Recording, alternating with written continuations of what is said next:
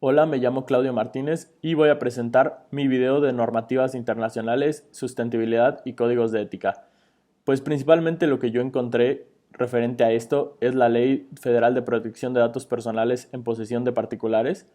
y principalmente encontré que pues en este tipo de base de datos que utilizamos o así se pueden ver violentados hasta cierto punto el artículo 8 y 9 del mismo, que principalmente hablan del tratamiento de los datos personales que se le dan a este tipo de pues páginas o estas bases de datos, sobre todo porque específicamente el 9 habla de el tipo de datos personales sensibles y estos pues encontré que también abarcan cosas como lo sería la vivienda o pues como tal tu lugar de residencia. Entonces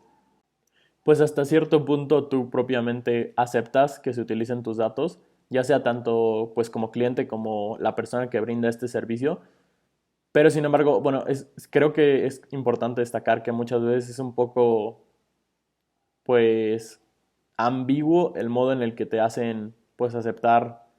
que estás autorizando que se utilicen tus datos, puesto que te dan un documento como de 200 páginas que realmente nadie se toma el tiempo de leer. Entonces pues considero que no es de forma muy transparente, porque sería más fácil que te dieran de forma clara o concisa pues para qué estás consintiendo que se utilicen tus datos.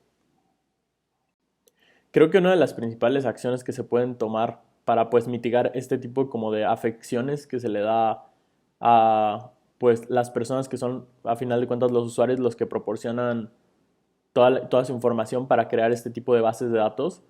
pues sería el enfoque hacia proporcionarles la información del consentimiento de forma distinta. O sea, una forma más sencilla en la que los usuarios,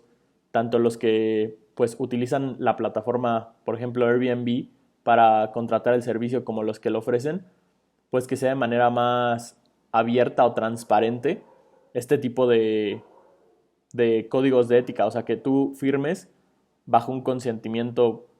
pues propiamente informado, porque muchas veces solo se hace por hacer. Y creo que hasta cierto punto eso está mal, porque más que sea propiamente ilegal,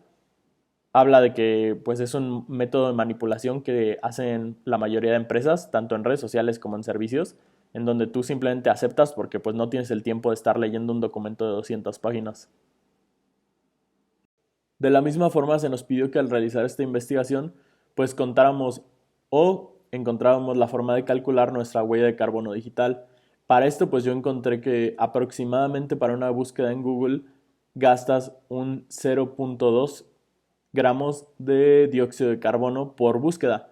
por lo que al finalizar este trabajo encontré que pues utilicé aproximadamente 4 gramos de dióxido de carbono en la búsqueda de toda esta información. ¿Qué es lo importante de esto? Pues prácticamente esto habla de la cantidad y de dióxido de carbono que nosotros generamos. Esa es nuestra huella de carbono digital al utilizar cierto, pues, como contenido, tanto de redes sociales como de, pues, propiamente trabajos. O sea, cada vez que usamos nosotros una búsqueda en Google o la electricidad misma que nosotros consumimos al usar este tipo de aparatos, son cosas que generan a final de cuentas una huella de carbono, cosa que a principio pues generalmente no nos damos cuenta o no tenemos en cuenta esto cuando contamos la huella de carbono. Simplemente nos vamos por lo que consume, o sea, una empresa, un hogar, etcétera. Además, se nos pidió que investigáramos la diferencia que hay entre la publicidad que hace Airbnb en México a diferencia de otros países. Y pues parte de lo principal que encontré es que en países como pues Europa en general, lo que tiende es a enfocarse a cierto tipo de publicidad específicamente para un target pues de personas, sobre todo la gente que viaja, pues son los que generalmente consumen más este tipo de pues servicios propiamente, que es lo que ofrece Airbnb, sobre todo pues en los centros de las ciudades o así. Y aquí en México se enfoca en pues tipos diferentes, por así decirlo, porque a veces, o sea, van más hacia el servicio de particulares, como pues puede ser de que rentar un apartamento como familiar o así para un fin de semana, etcétera. O sea, el enfoque que le dan muchas veces es diferente. No digo que sea así en todos los lugares, pero es lo principal que se encuentra.